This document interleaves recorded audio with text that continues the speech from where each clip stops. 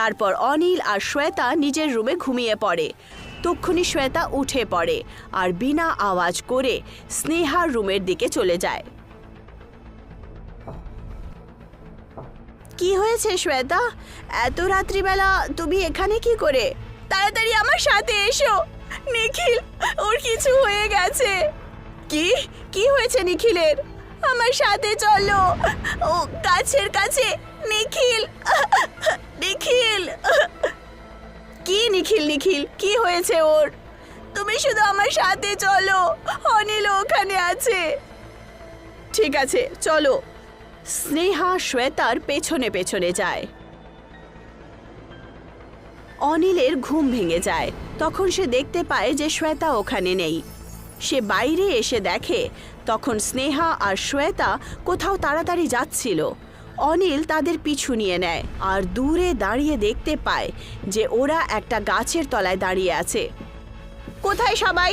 কোথায় নিখিল? এখানেই তো আছে নিখিল। মানে? ওই দেখো।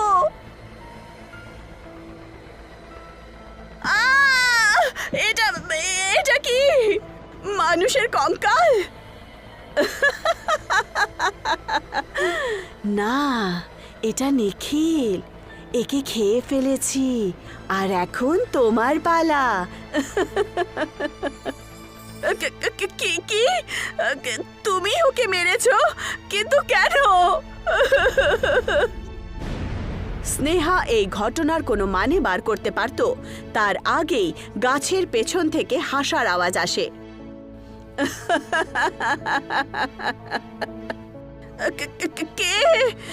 কে ওখানে? আমি স্নেহা। শালিনী, শালিনী, তুমি বোঝাও না শ্বেতাকে। ও বলছে যে এই কঙ্কালটা নিখিলের। শ্বেতা শুধু সত্যিই বলে, আর সত্যি ছাড়া কিছুই বলে না। এটা আমার পুতুল যে। তুমি কে? আমি তোমার মৃত্যু আর তুমি আমার ভোজন। শালিনীর সুন্দর রূপ একটা রাক্ষসীর রূপে পাল্টে যায় আর সে স্নেহার গলা টিপে আর সে মরে যায়।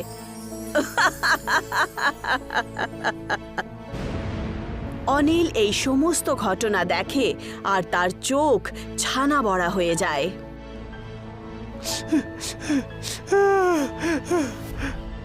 অনিলের চাপা আওয়াজ শুনে শালিনী আর শ্বেতা